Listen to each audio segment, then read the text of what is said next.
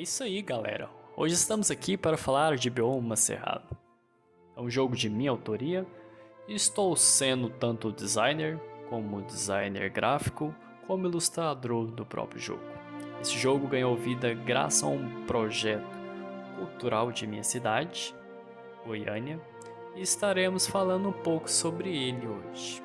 Em Bioma Cerrado é um jogo para 2 jogadores com uma duração média de 45 minutos no seu modo básico, pois ele tem um modo avançado com umas mini expansões que podem ser adicionadas ou não ao critério do jogador, pois elas aumentam a duração do jogo, estourando no máximo para uns 60 minutos, mas também deixa ele mais complexo. A faixa etária do modo básico seria para 8 anos mais, mas se for colocando gradativamente as expansões, ele pode subir até para mais 10, mais 12, jogando com todos os módulos avançados.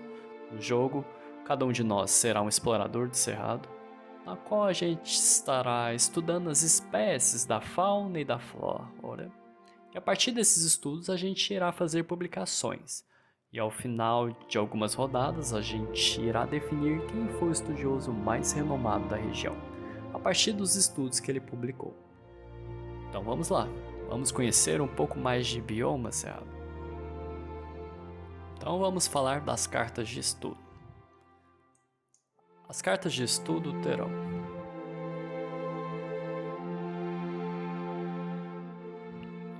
o seu tipo, no caso aqui é uma árvore, o seu nome, a sua raridade que varia de 1 a 6, que vai refletir na quantidade de cartas no jogo. Quanto mais estrelas, menos cartas vão ter. A sua ilustração. Algumas cartas vão ter essa medalhinha, que é uma pontuação extra para o fim do jogo. Elas vão estar presentes nas cartas de 6 e 5, dando 1 ou 2 pontos extras. E por último nós temos o seu texto de curiosidade, que é a respeito da carta. As cartas de estudos vão ter de 1 a 6. Elas vão ser divididas em 3 tipos: animais, frutas e árvores. Todas elas vão ter esse fundo. E agora vamos falar sobre as cartas de cerrado. As cartas de cerrado serão as cartas que iremos transitar com o nosso bonequinho. Elas sempre serão divididas em 3 regiões, que serão 3 espaços. Ela sempre terá um de cada tipo: uma árvore, uma fruta e um animal. Essa é a miniatura que corresponde com a carta que iremos pegar. Ela sempre vai ter o tipo, a ilustração e a sua raridade. Não necessariamente vai vir nessa sequência, elas podem variar. Mas sempre o seu topo será o mais raro e a menos rara no seu final. Também temos essa seta, ela servirá de orientação para quando virarmos as cartas. Sempre todas as cartas devem estar na mesma orientação da seta. Todas elas terão esse fundo quando estiverem viradas para baixo. E agora nós vamos falar das cartas de rotinas. Elas serão um baralho de 9 cartas, sendo do jogador amarelo, com o fundo amarelo, e podemos ver a borda de sua cor. E a cor verde. Os baralhos são iguais, sempre compostos por 9 cartas, e essas cartas é que vão decidir quais vão ser suas ações no turno. Elas vão ter 3 informações, que é a sua iniciativa, que é basicamente quem vai jogar primeiro. Quanto mais cedo, melhor. Ela será dividida em manhã, tarde e noite. A quantidade de movimentos que poderá fazer com seu bonequinho e a quantidade de cartas que ela poderá estudar durante a sua movimentação. Agora vamos falar sobre as cartas de perícia. As cartas de perícia, todas elas terão esse fundo. Elas vão ter 3 informações. Ela é uma carta que se conquista, para você adquirir uns pontos extras durante o jogo. Ela irá especificar o tipo que terá que conseguir, a quantidade de pontos que ela dá e o que ela precisa. No jogo a gente está buscando montar conjuntos de 3 cartas, e essa carta, para conquistá-la, a gente precisa conseguir 3 conjuntos de 3 animais. Aí vai ter isso: para as frutas, para as árvores. E essa aqui é um pouco diferenciada, que é também ter 3 conjuntos, mais um de cada tipo. Um de árvore, um de fruta e um de animal para conquistar ela. Por ser mais fácil, como veremos no jogo, ela irá lhe dar somente um ponto, diferente das outras. E vamos para a preparação do modo básico. Inicialmente, nós iremos pegar todas as cartas de cerrados. Lembrando que temos que tirar essas cartas, pois elas são do modo avançado.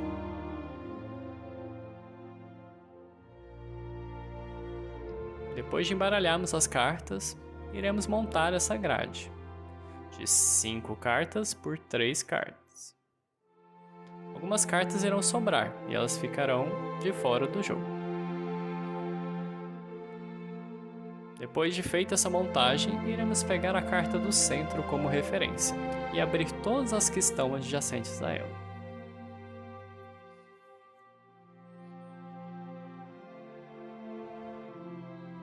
As cartas de cerrado possuem uma setinha e será indicar a orientação para que todas as cartas fiquem. Nesse caso aqui, se a seta está apontando para cima, todas devem estar nesse sentido. Depois disso, iremos definir a cor de cada jogador. Temos 2 opções, o verde e o amarelo. Depois de cada um ter escolhido, ele irá pegar o seu bonequinho, o seu baralho de rotina e os seus cubinhos, sendo 18 cubinhos e 9 cartas para cada. O bonequinho nós iremos posicionar ele no meio. Ambos começam no mesmo espaço.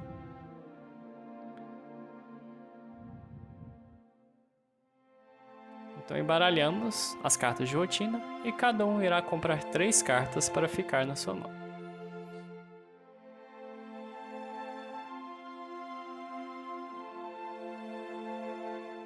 Depois, no par ou ímpar, vamos decidir quem é o primeiro jogador. Cada jogador terá uma carta dessa, sua frente de primeiro jogador e as costas da pontuação. Quem ganhou deixará a face de primeiro jogador para cima e o verso para o outro jogador.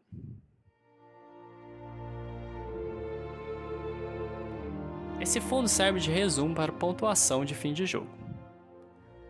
Ela vai ter B, BA e A, na qual B é o modo básico,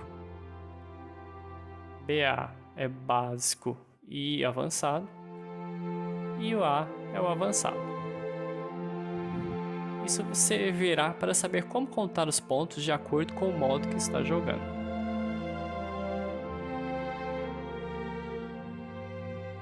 Depois disso, nós iremos montar as pilhas de carta de estudo, divididas pelos seus tipos, fruta, árvore e animal.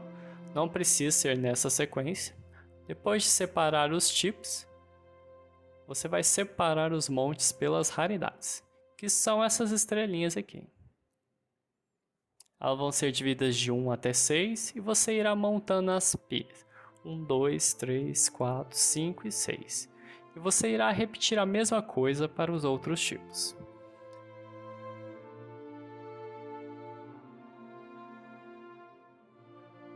E por último, nós temos as cartas de perícia. Serão sempre essas 4 cartas, elas ficarão próximas das cartas de cerrado, e você deixará todas viradas para cima. Elas são objetivos que poderão ser conquistados na partida. Com isso, a preparação está pronta. Cada jogador irá ter 3 cartas na sua mão, cada um vai escolher uma para a rodada, e assim o jogo se inicia. Agora vamos falar sobre a iniciativa das cartas. As cartas serão divididas em 3 tipos: manhã, tarde e noite. Você sempre terá 3 opções em sua mão, e você irá escolher uma delas. A partir do momento que você escolher uma delas, você irá colocar ela virada para baixo. O seu adversário estará fazendo a mesma coisa.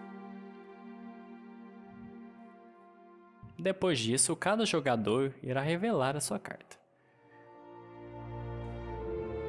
Nesse caso, temos o jogador verde com 2 sols e o amarelo com 1 sol.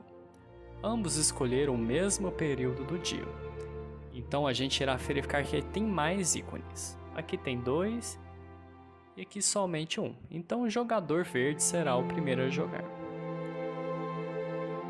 Se ambos escolherem a mesma carta,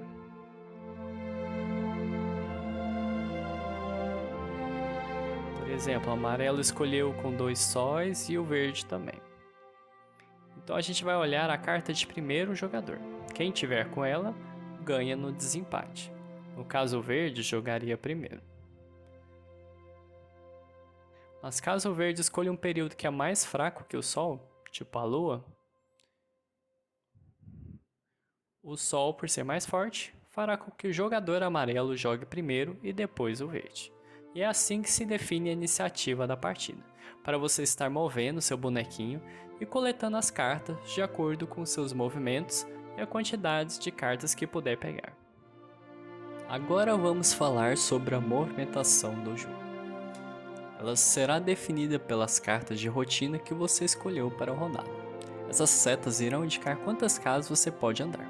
Neste exemplo, posso andar 4, sendo o limite 6 casas no máximo.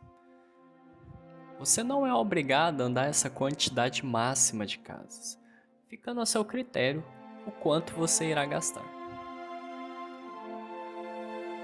A movimentação vai seguir algumas regras. Cada carta de local terão 3 espaços. Por exemplo, se eu estiver aqui, se eu andar para cá, eu gasto um movimento, 2 movimentos. Na preparação, nós veremos que terá uma carta de cerrado no meio virada para baixo. Ela sempre contará como um espaço, mas somente ela será permitido transitar por ela. As outras cartas que estiverem fechadas ao redor da mesa, eu não poderei entrar nelas, somente quando forem abertas, para assim poder passar por elas. Outro detalhe importante, o seu bonequinho nunca poderá entrar em um espaço que esteja o bonequinho do outro, excluindo a carta do centro. Nesse eu posso compartilhar o mesmo espaço com outro bonequinho.